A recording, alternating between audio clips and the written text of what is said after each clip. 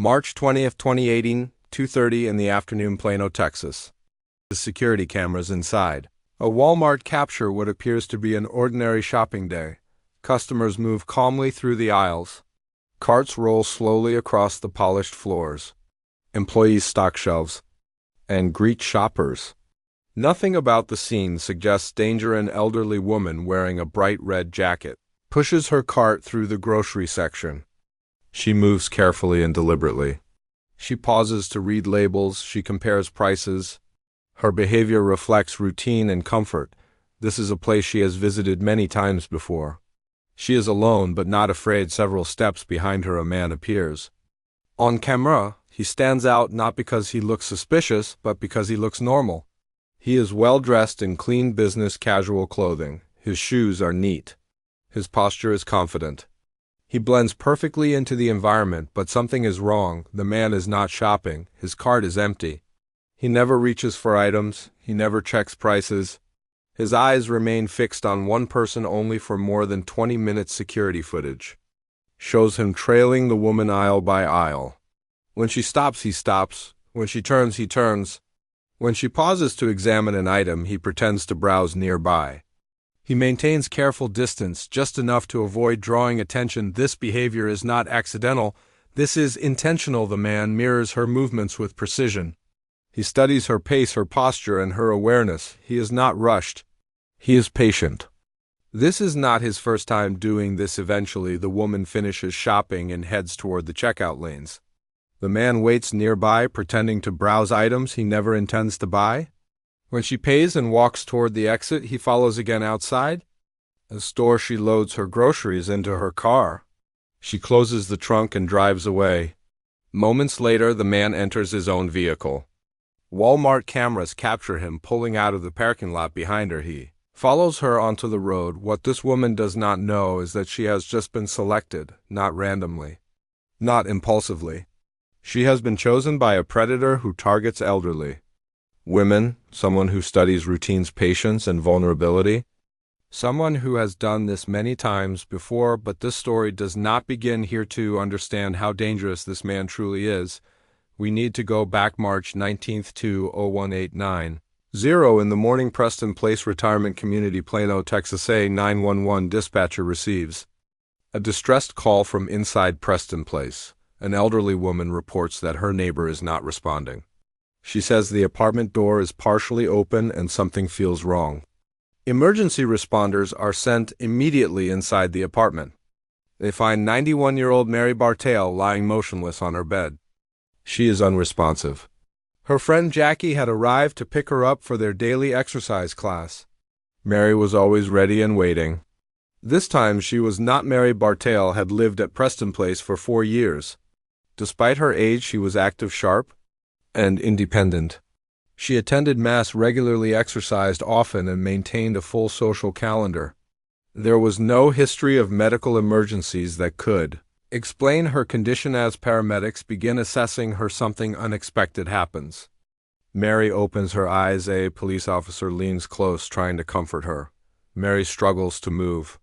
Slowly, she raises her hand and points to her finger. Her wedding ring is gone. The ring she never removed, not even while sleeping.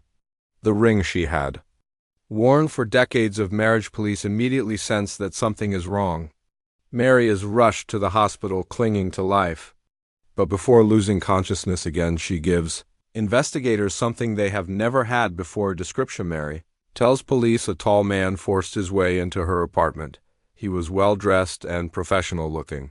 He wore green rubber gloves. The moment she saw those gloves, she knew her life was in danger. She explains that he ordered her onto the bed. When she resisted, he overpowered her. He pressed a pillow over her face, cutting off her air. She reached for her life alert pendant, but could not move her arm within seconds. She lost consciousness. Investigators now understand this was not a medical emergency. This was an attempted murder. And it was carried out in a way designed to look like a natural death. Mary's survival changes everything. For years, elderly women across the Dallas area had been found dead in their apartments with jewelry missing, and deaths ruled natural. There were no witnesses, no descriptions, no survivors. Until now, Mary Bartell had lived She remembered, and she was willing to speak. Her words would expose a pattern that had gone unnoticed for years. To understand why Mary Bartell's survival mattered so much, investigators had to look backward. What they found was disturbing. Across Dallas area retirement communities, elderly women had been dying quietly in their apartments. The deaths were classified as natural unattended deaths. Heart failure, stroke, complications of age. There was rarely an autopsy. There was rarely an investigation at Parkview. Frisco retirement community. 82-year-old Helen Lee lived a peaceful life. She had worked as a seamstress for more than 4 decades before retiring. Her granddaughter visited often. Her closest friend Marilyn Bixler lived just 2 floors away. They were inseparable. On September 3, 2017, Helen's granddaughter arrived at church expecting to see her grandmother in their usual pew. Helen never arrived. Concerned, she went to her apartment. Helen was found lying motionless on her bed. Her cane rested nearby. Police determined Helen had died of natural causes. Autopsy was performed, but her family noticed something troubling. Helen's body was positioned carefully. There were marks on her arms. Her jewelry, including a ring she never removed, was missing. When the family reported the missing jewelry, they were told something shocking. Investigators suggested Helen had died naturally and someone must have stolen the jewelry afterward. The case was closed. Weeks later, Helen's closest friend Marilyn Bixler was found dead in her own apartment. Same building, same circumstances, jewelry missing. Again, the death was ruled natural. This was not isolated.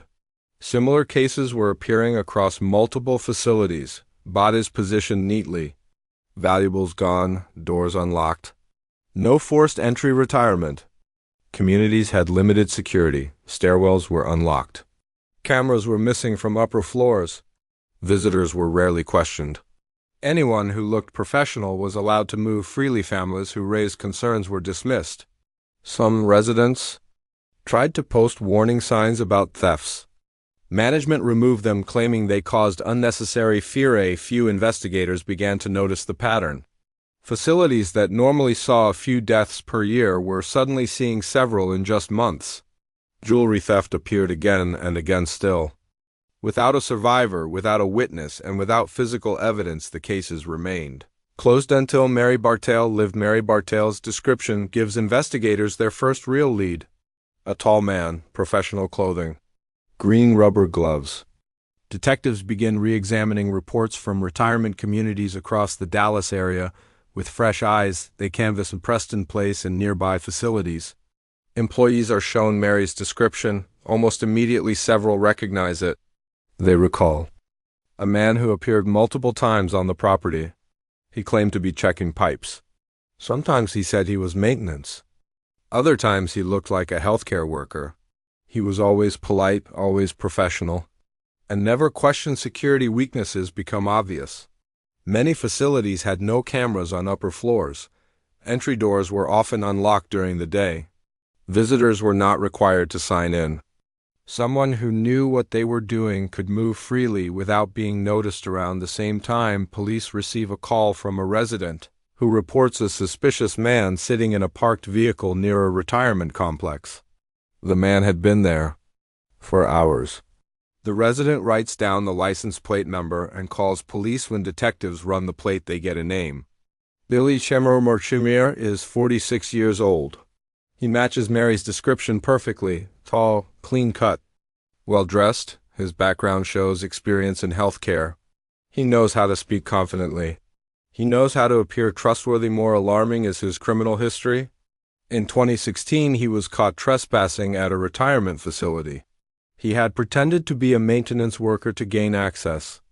The pattern suddenly makes sense. Detectives pull surveillance footage from multiple facilities.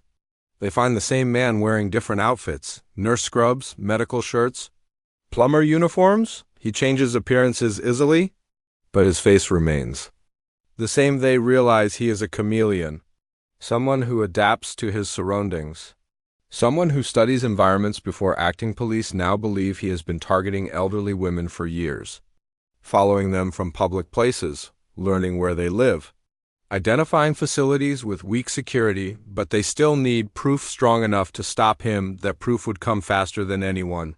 Expected March 20th, 2018. Later that same day, just one day after Mary Bartell survives her attack, Billy Chemirmir is back on the move. He does not flee. He does not hide. He continues exactly as he has before, confident, calm, certain that he has not been seen. Security cameras at a Walmart just miles from Preston Place capture him entering the store. He is not there to shop. He is searching. An elderly woman wearing a red jacket moves through the aisles. Her name is Lahi Vang Harris. She is 81 years old. She lives alone. She is active and independent. She has no idea she is being followed. For more than 20 minutes, Chemirmir trails her through the store. He mirrors her movements. He watches her carefully. When she checks out, he waits nearby. When she exits, he follows. Cameras show him leaving the parking lot behind her vehicle. This is how he works. He does not choose victims randomly. He studies them. He follows them home. He learns where they live.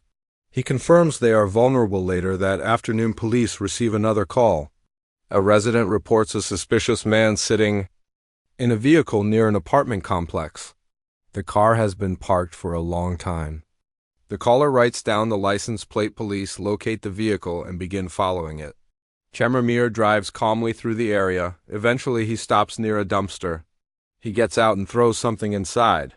Then he drives away. Some officers continue following him. Others search the dumpster. Inside, they find a red jewelry box. It is damaged. Personal documents are inside. A name is visible. Lahi Vang Harris. Police immediately rush to her address. A neighbor says she was seen earlier that afternoon. There is still hope. Officers force entry into the home. They are too late. Lahi Harris is found deceased inside her apartment. She had been alive less than an hour earlier. Her jewelry is missing. The scene matches the others. This time police know exactly who is responsible. At approximately 6 p.m., officers arrest Billy Chemirmir outside his apartment complex. He does not resist. He appears calm inside his apartment and vehicle. Police find green rubber gloves, dozens of pieces of jewelry, pawn shop receipts, multiple cell phones. Fake identities. The evidence is overwhelming. After years of silence, the pattern has finally been stopped. After Billy Chemirmir's arrest, investigators begin the long process of building a case. Inside his apartment and vehicle, they catalog dozens of pieces of jewelry, rings, necklaces, watches. Many items are traced back to elderly women who died in retirement communities across the Dallas area. Pawn shop receipts show years of transactions. Surveillance footage from jewelry stores shows Chemirmir smiling and shaking hands like a trusted customer. Detectives review hundreds of unattended deaths. Families are contacted. Some finally learn that the missing jewelry they reported years earlier may not have been stolen after death. It may have been taken during a murder.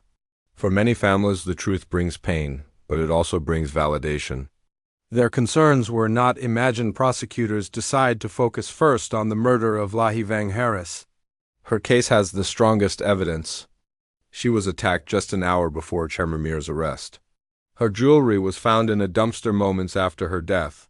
The timeline is clear. The first trial ends in a mistrial.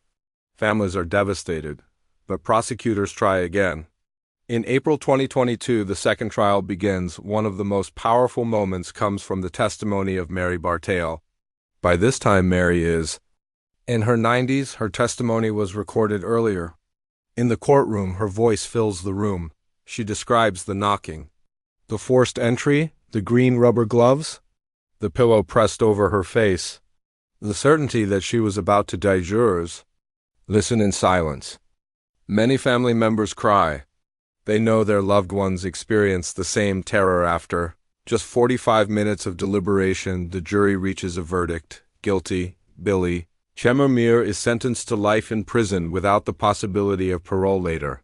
He is convicted again in another case, ensuring he will never be free. Families of more than 20 victims are allowed to speak. They hold photographs of their mothers and grandmothers. They talk about kindness, strength, love, lives that mattered. Mary Bartell does not live to see the final convictions. She passes away peacefully in 2020, just days before her 93rd birthday, but her legacy endures. Because she survived, because she remembered, because she spoke, her courage exposed a killer. It saved lives. It forced change. At 91 years old, Mary Bartell refused to become just another statistic. And because of that, Billy Chemirmir will never harm another person again.